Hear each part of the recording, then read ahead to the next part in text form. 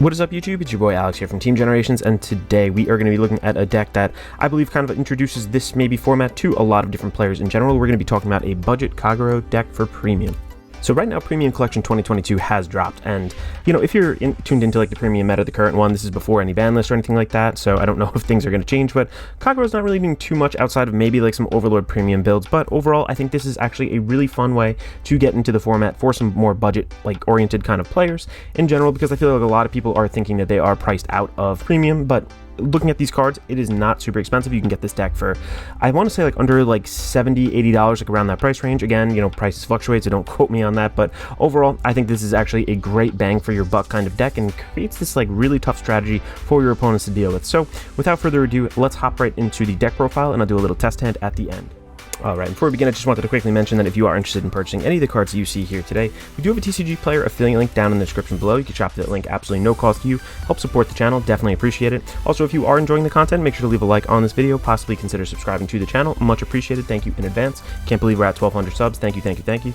Also, if you guys are on Twitter, follow us there too. You can see our local tournament results every single week. We get notified when we post new videos, and just kind of interact a little more directly with us. So without further ado, now for real, let's hop into the video. Alright, hopping into the deck profile itself now, starting off, I don't want to call any of these like the main boss units, because obviously we're gonna go over the G zone later, and kind of everything feels like a very big like conglomerate, like it's a conglomerate strategy. Everything works together, but I am starting off with Dragonic Lawkeeper. So this was out of one of the new V collection sets. Pretty cheap card overall, like I said, kind of budget focused, but very, very good against kind of like, I want to say, force and protect decks in general. This guy's skill auto on Vanguard Circle at the start of each battle phase. You could CB one and Soul Blast one, and for every 3 of your opponent's rear guards, your opponent chooses one of their rear guards and binds it. So again, your rear guards and their rear guards. And then if you're at the end of that turn, if your opponent they basically call the cards out from the bind zone that they bound. But the real purpose that you want to do that for is the second effect over here, continuous on Vanguard Circle. If your opponent has no back row rear guards, all of your units get continuous 5k, and if your opponent's Vanguard is grade 3, if they have no rear guards at all, all of your units get an additional 5k, and again, that's active on their turn too. So essentially what they're doing is, you're picking off their back row, because they're going to want to retire back row units that either boost or maybe back row attackers. So then you kind of just give yourself that +5 possibly over here. It's much easier to do this in a protect or like I said, a force deck.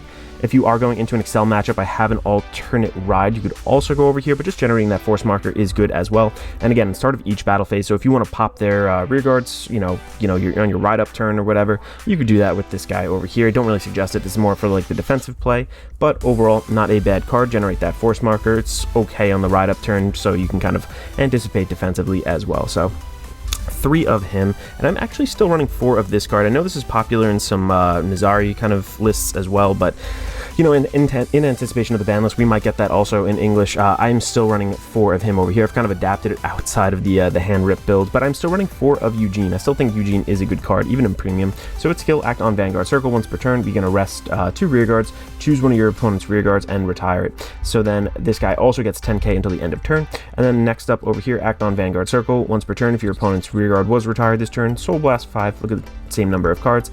From the top of your deck is the number of your opponent's open rear guard circles, and then choose any number of units from among them, put them to rear guard circle, put the rest into your soul. So this is good because we do need soul in this deck. You need it for the Lawkeeper, you need it for another grade 3, some other cards in general, and we do actually use soul in this deck. So just kind of replenishing your soul is really good too. But the main draw of this is honestly the Persona ride. Like, you just want to be Persona riding. The ride up turn on this guy is okay at best. I mean, it's decent. You could fill your field, kind of disrupt them a little bit later on, but if they rush you down or whatever. But overall, like, you really want the Persona. When you ride over this, an extra 10k to the front row just beefs your guys up even more, and this deck hits like a truck. Like, these units get really, really powerful if your strategy goes off correctly. So Persona ride is the main draw with this guy over here. It could also help set up your soul for a little bit later into the game. Again, the ride up turn's probably not lethal, but at the same time, it's still overall okay. Next up over here, we're going to be talking about probably the best rear guard in this deck. This is Blazing Flare Dragon. Does so much for the deck and kind of synergizes both Eugene and Lawkeeper. Such a great card. You could even ride it later into the game if you really need to. I'll explain why. Act on Van or Rear Guard Circle once per turn. We could Soul Blast 1 or more cards, and for each Soul Blast paid for this cost, we choose one of our opponent's rear guards and retire it. If this unit is on Vanguard Circle and you paid Soul Blast 5 or more for this cost, your opponent removes all markers from their circles and protect from their hand. So again, that's really the only reason you would kind of ride and actually play this later. You typically want to stride every single turn, but its second skill over here, this is the main zinger why you want it on Rear Guard Circle auto.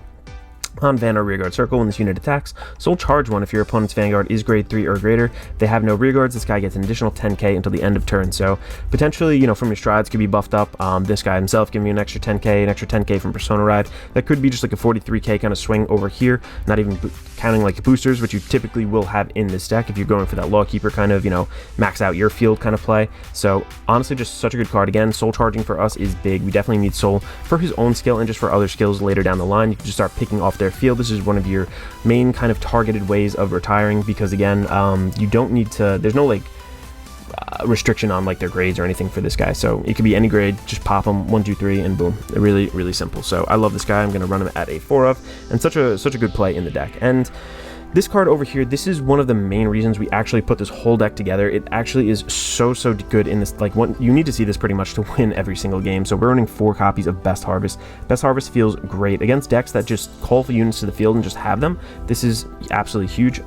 Choose one of your Vanguards, an order card coming out of Overdress. Choose one of your Vanguards. It gets until the end of turn, auto on Vanguard Circle. When your opponent's rearguard is retired during your main phase, you draw a card. So, you typically are doing both in your G-Zone and some of your units over here, which you're going to see. They're all axe skills, so you're going to be retiring during the main phase, just netting you absolutely crazy advantage. So if they have a full board, even if they're like a protect deck or something, boom, yeah, they have a full board. You pop 5, draw 5, and it's not hard to pop 5 at all in this deck. Everything basically pops. Like, there's nothing in this deck that doesn't retire and kind of start going towards that win condition. And our win condition, speaking of that, it really, after looking at the G-Zone, you'll see this too, it really comes from outlasting our opponent. There is no like definitive, okay, this is the card I need to kill them with, otherwise I'm done.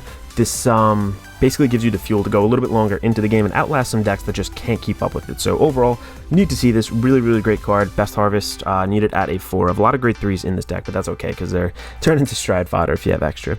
Moving into the grade 2s over here, and again, this is kind of pairing up with Eugene, and just some of the general synergies that this still has are really good in the deck. So this is going to be Howitzer of Duststorm Dustin. So this is coming from Overdress. When this unit is placed on Rearguard Circle, if your Vanguard is Eugene, you get to put a card from your hand into your soul, draw a card, and then choose one of your opponent's grade 2 or greater rearguards and retire it. So again, retire is good. Grade 2 or greater, most rearguards, I guess, are like grade 2, grade 3, except for the back row boosters. This is not good against Nightmare Dolls, I will say, with the Leslie pop, but if they have other things and Alice is on field or whatever it is that you can just start picking out, this is pretty decent overall. And then its second skill, when this unit attacks, Soul Blast 1, this unit gets 2k until the end of turn for each of your opponent's open rearguard circles, which ideally every single turn your opponent should have absolutely no rearguards, making it really hard for them to kind of like regenerate a field if they don't have like a lot of superior calling and things of that nature, and just netting you other advantages through that. So card draw, putting a card into your soul, gaining power, just pretty much does everything that we want it to do. And decent card overall.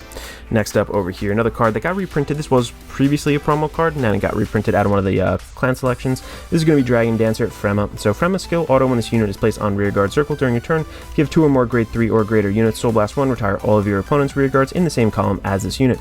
If you did not retire 2 or more, you get to draw a card. So again, you pop this down when you already have those 2 grade 3s. You get to basically just draw a card. If not, you pop that whole entire column. It's not too bad. And its second skill continues. If your opponent has 1 or less rearguard, this guy gets boosts. So just boosting in the back row for a 10k is not bad. Again, this is probably going to get buffed up either from Lawkeeper, from some of our strides, so it actually becomes a pretty significant booster overall. Very decent card. I think that it is deserving of a spot in this deck, and again, just kind of helps you net advantage and last a little bit longer into the game, get rid of your opponent's stuff. It just feels good when that goes off. Lastly, over here, sometimes we will get counter starve, and you do need to counter blast for some of your defensive Dragonic Lawkeeper costs. Some of the G-Zone as well uses counterblast, so I think this card is pretty cool too. This is Steel Bullet of Duststorm Ethan. Now Ethan does have a 9k body, that's the one big drawback here, but this guy's skill auto on Rearguard Circle, when your Vanguard's attack hits, you get to retire this unit, draw a card, and countercharge 1. So again, just card draw, getting more advantage, making sure that, maybe it's like an even swap, but it makes you kind of get a little bit of countercharge, get a little bit of draw, and just survive a little bit longer into the game. I think at 2 of it's fine. You could kind of swap that out with something else if you really want to, but I think sometimes we do need that counter charge, and that guy really helps us out in that situation.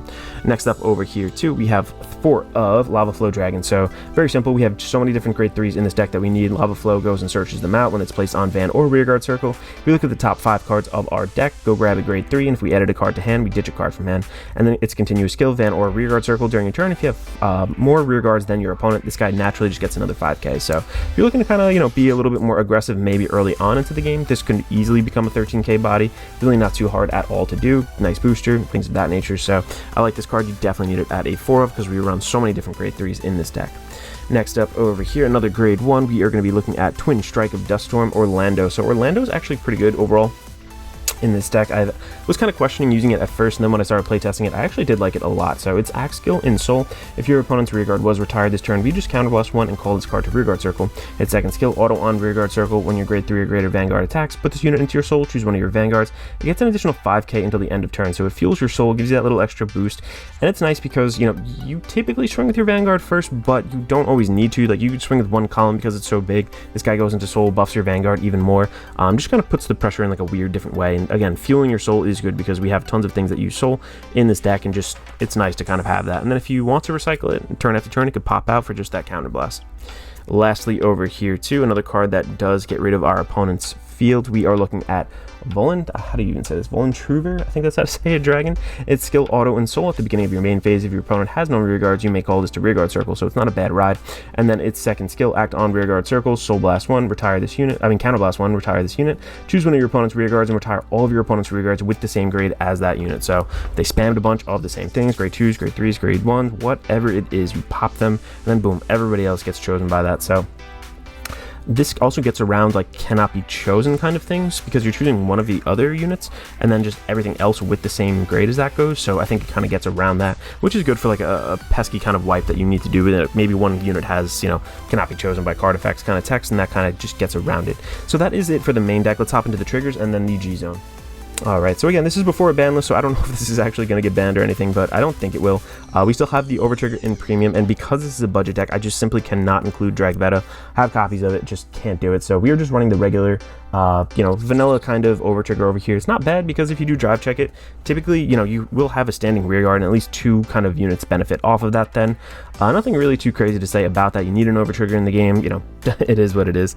Over here too, very, very simple kind of lineup right here. We have another 4 of the Stride crits, the what was it, the grade 3 fodder one. You can switch it to 3 of those and 4 of these if you want. I just naturally kind of always default to this, and I don't really see a big deal either way. And then this guy over here, this is the one that GB1, when your Vanguard attacks, put this card into your Soul, draw a card. One of your Vanguards gets an additional 10k until the end of battle. So this deck really doesn't have any problems making power. This just helps us, again, fuel Soul if we need to. I value it more as shield value in general, but again, you can run that if you want to. Next up here too, just 4 regular draw PGs, just very simple. They work, they're good. Don't really need to say too much else about that. You know, crazy stuff is running around, huge power columns, so you definitely need to be running multiple copies of a Sentinel, and I think the draw ones just gonna help us kind of hit our win condition. Just like holding out and drawing out and just making sure that we have enough to kind of guard. Over here, I'm just proxying 2 of the grade 3 heal triggers until more of them get reprinted. I just didn't want to rip them out of my other 2 decks, so I just, you know, flip them upside down, 1, 2, 3.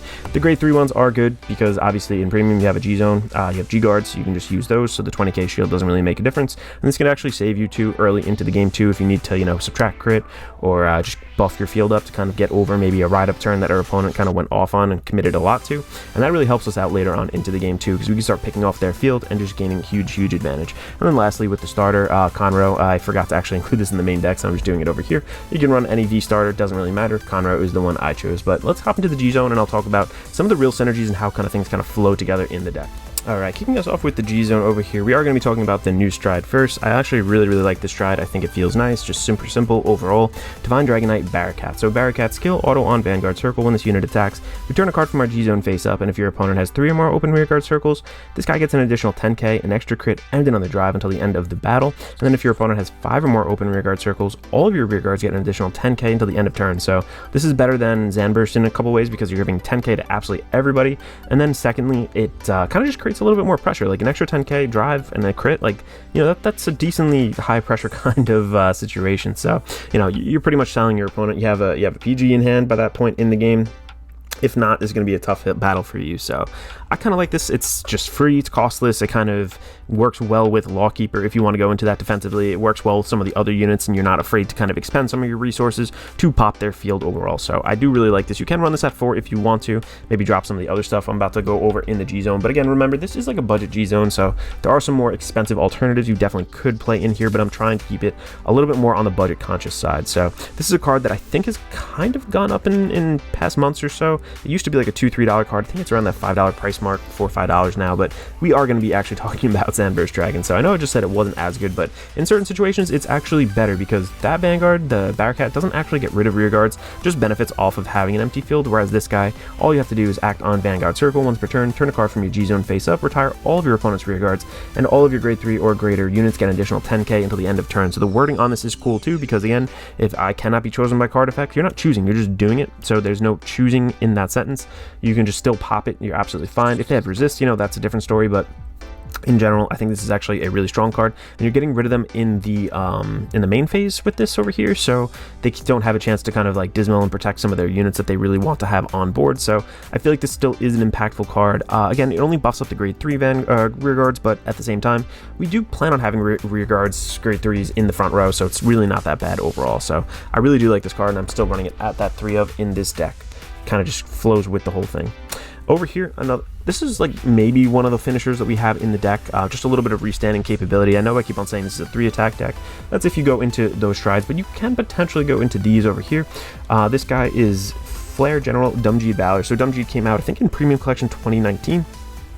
This guy has the Blaze ability, and then its second skill, auto on Vanguard Circle. When placed, counterblast 1, choose a card from your G-Zone face up, turn a card from your G-Zone face up, choose one of your opponent's rear guards, and retire it. This unit gets 15k until the end of turn for each Sentinel in my drop zone. So if I've already BG'd a couple different things, that's fine. I can give this guy an extra 15k per.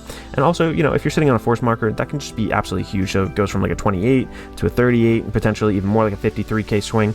And then it's the last skill. This is the real zinger right here. Auto on Vanguard Circle once per turn. When your opponent's Sentinel or G-Guardian is placed, you may stand this blazing unit, and then it gets drive -1 until the end of turn. So instead of a triple drive, it's going to have a twin drive, because again, grade 4 triple drive, everyone knows this, but just in case you're a beginner trying to get into the format, just wanted to quickly mention that. I forgot to kind of do that earlier, but just a solid card.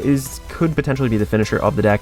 I have used this. This is still like decent in today's metagame. It's okay. I think that for this deck and for the price point, this is definitely one of the better cards in the deck, and we have to kind of include it in our G-Zone. Next up, lastly, this is really a flex spot. You can do absolutely anything. If you have the Progenitor or the oh god, what is it, the Zareth Dragon, you can definitely swap these in here. There are some other cards too, but overall, I just again was trying to get something cheap and kind of actually have something playable in here, and there is actually a time for this. I'm just including 2 Nouvelle Dragons. Again, this is a complete placeholder. You don't have to use these, but this is Transcendence, Divine Dragon, Nouvelle Vogue, Express. Act on Vanguard Circle once per turn, GB2. So it makes basically you have to have 2 units face up in your G-Zone, or this guy here on what is it, Vanguard Circle 2, that counts towards your your GB count. Again, just for newer players, but counterblast 1, choose a face down card with the same name from your G-Zone, turn it face up, and it gets continuous. On Vanguard Circle, during the battle, this unit attacks a Vanguard. If your opponent cannot call grade 1 or greater units to a Guardian Circle, and it gets continuous during your turn if the number of cards in your opponent's damage zone is 5 or more. All of your opponent's trigger effects are nullified. So if you're at the end of the game, again, you've outlasted them, you know that they have a heal in deck, and they're really they're playing for the heal. Pop this one down, null that out, or maybe the Overtrigger is still in the deck or something like that, null that out. The Overtrigger won't actually heal out, period, because of that, because it's part of its effect that it heals out. So pretty big stuff overall. So I mean, if you know that your opponent too is using the grade 1 PGs, like you see it once or twice during the game, you can kind of put them in a bad situation with this over here. Maybe you have 1 or 2 force markers on this. A 48k swing, triple drive is still nothing to kind of scoff at. And again, no trigger effects is pretty big. Maybe your other 2 rear guards can finish them off. Again, kind of like a placeholder card, but you can include those if you want to. Again, very cheap and could have some decent potential in the deck. I don't know. I don't really go into that too much. I've used it once in that kind of situation where I knew what they kind of had in their deck end of game, and it did work out pretty well, but nothing too crazy. But moving into some of the G guards over here, this is honestly such a huge card for us now. Blaze Dragon Dance Selima. So Selima works really well with A, Dragonic Lawkeeper, and B, just the overall idea of this deck, just picking off rear guards, making sure your opponent doesn't have this like absolutely stacked field overall, that they can start just, you basically just make this a whole lot bigger because of that. So let's read its skill. Obviously for G-Guards, you have to get rid of a heal trigger over here from your hand, and then call this to Guardian Circle from face down. Auto on when the number of cards discarded from your hand for this cost is reduced by 1 for each of your opponent's open rearguard circle.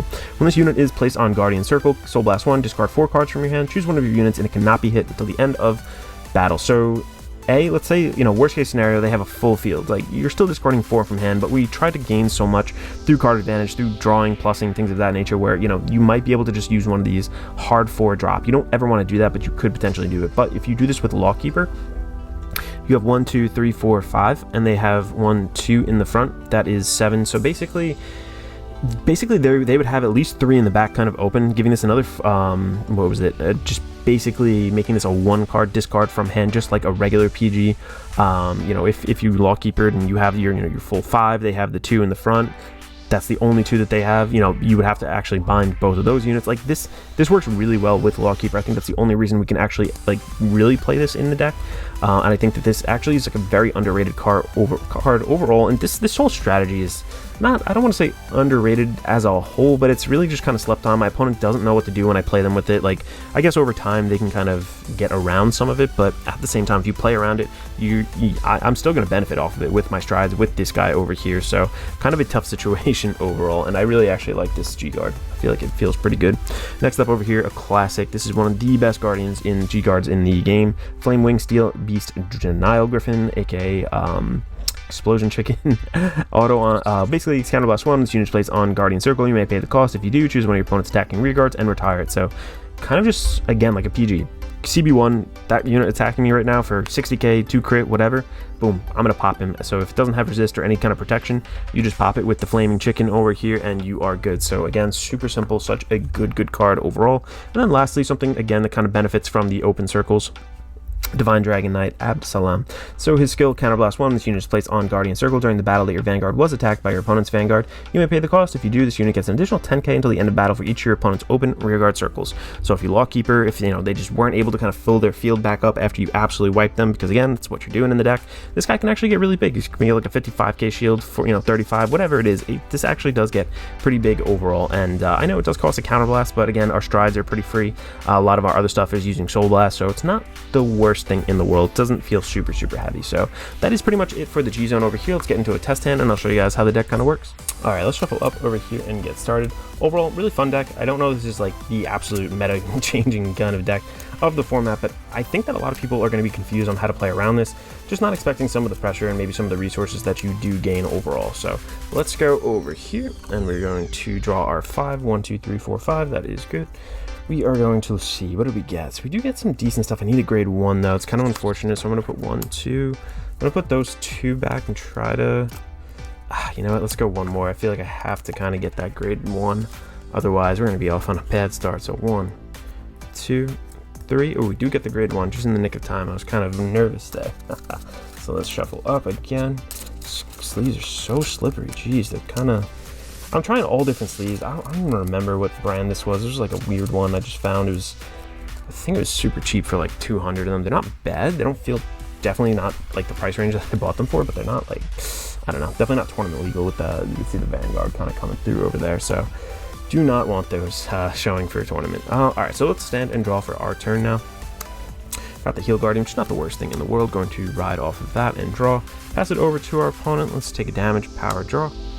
Okay, and then we are going to go into our turn. Since I do have Eugene, I'm going to hold on to that. Maybe I'll just go 2 grade 3 rear guards. I don't think I have now. So I'm going to go into her, no big deal. Nothing too crazy. I'm not going to really push or do anything nuts here. I'm just going to swing in for 10k. Boom, power, and I do draw. Okay, oh wow, we have a lot of PGs now. 2 PGs, which is pretty good.